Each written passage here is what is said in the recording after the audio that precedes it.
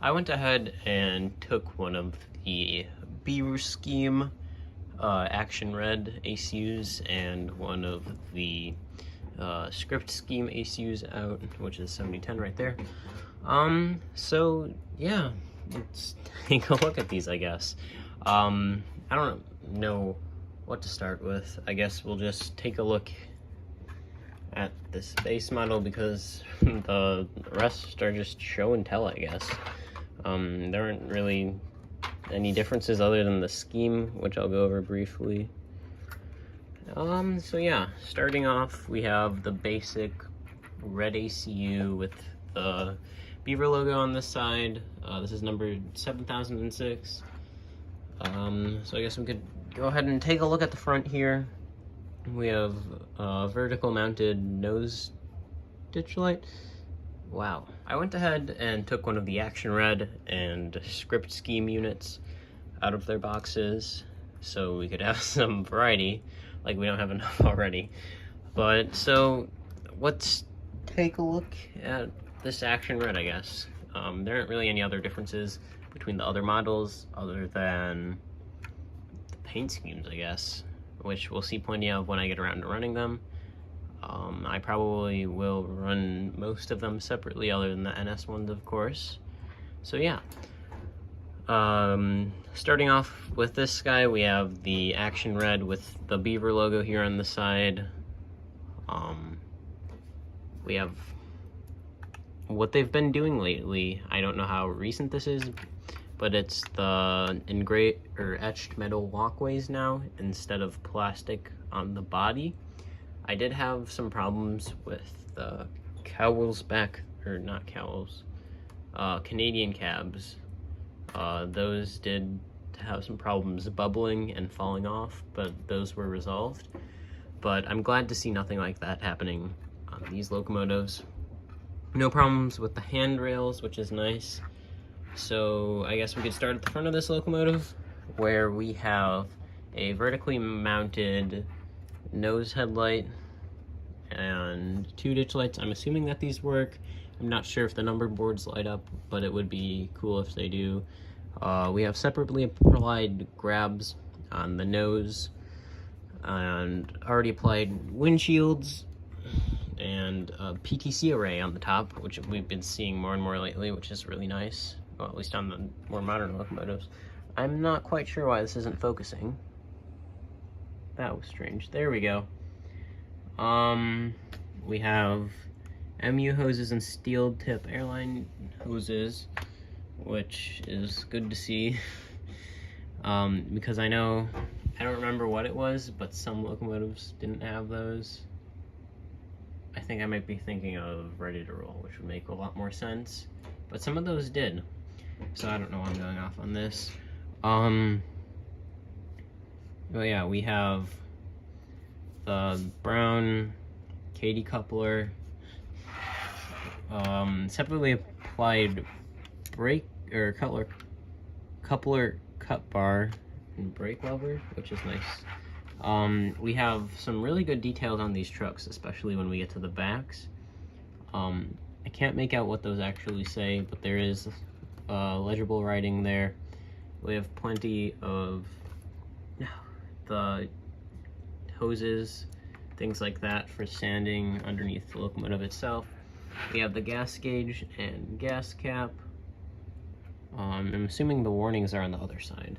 And then taking a look at the back truck itself, we have the, I don't know how long they've been doing this for, but they have the chain that's attached to the body of the locomotive for the sanding, I believe, which is really nice to see, especially that it pivots with it.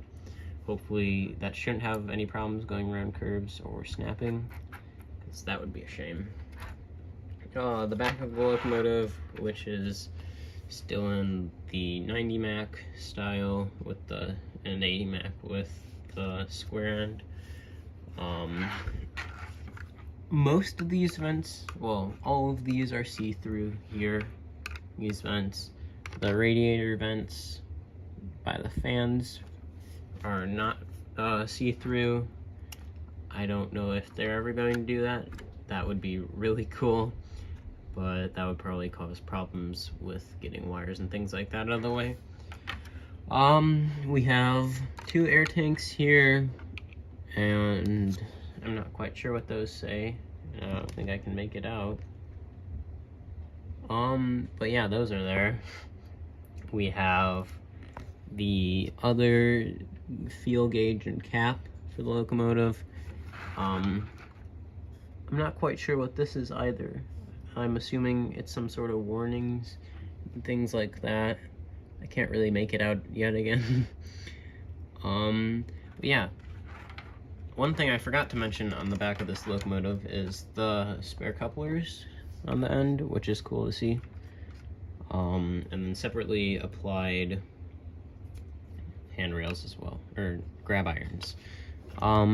Looking at the chain here, I just now realized that this was molded and it's not cut out completely,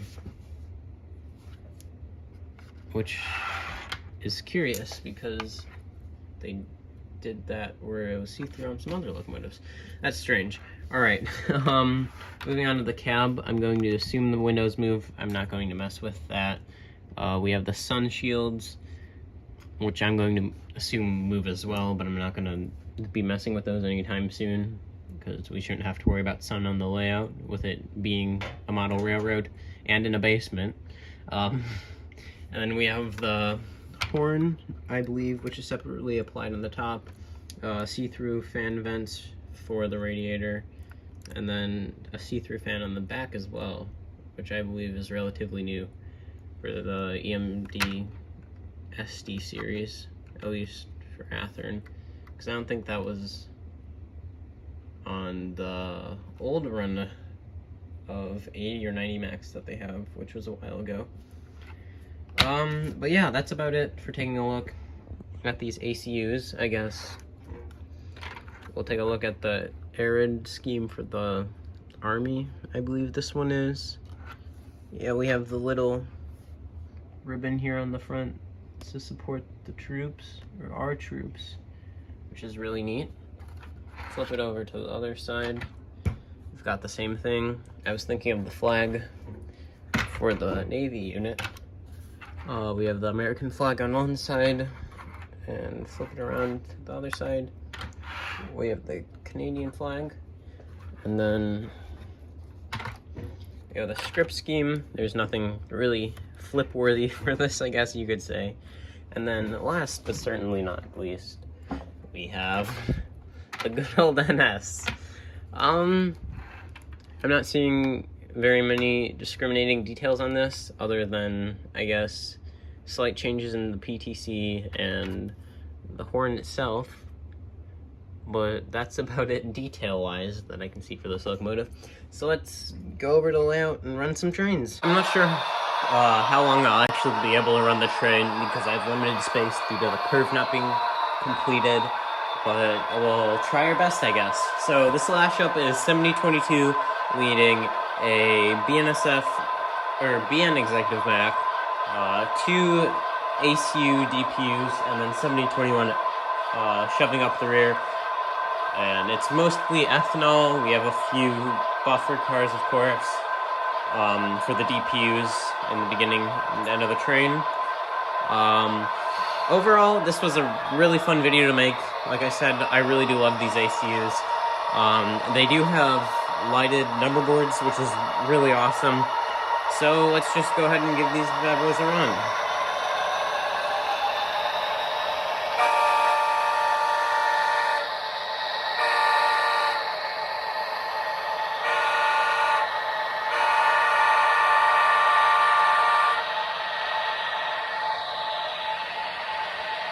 I'm not sure how well this is going to go either, because the last time at the switch, some of the cars derailed, but it looks like it's going so far so good. We go ahead and turn the camera a little bit. We got 2 of the DPUs coming up right there, and I don't think we're going to have enough space, unfortunately, but we'll try our best. And if anything, we can get the last unit out at that curve down there. But yeah, it looks like we are just about out of space. So go ahead and take look at these bad boys.